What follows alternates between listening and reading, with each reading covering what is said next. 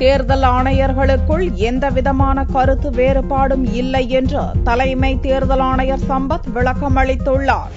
வாரணாசியில் போட்டியிடும் பாரதிய ஜனதா பிரதமர் வேட்பாளர் நரேந்திர மோடிக்கு அங்கு பிரச்சாரம் செய்வதற்கு தேர்தல் கமிஷன் நிபந்தனை விதித்தது தொடர்பாக கருத்து தெரிவித்த தேர்தல் ஆணையர் பிரம்மா இந்த விஷயத்தில் தேர்தல் கமிஷன் இன்னமும் சிறப்பாக செயல்பட்டிருக்கலாம் என்று கூறியிருந்தார். இதனால் தேர்தல் ஆணையர்களிடையே கருத்து ஒற்றுமை இல்லை என்ற கருத்து எழுந்தது.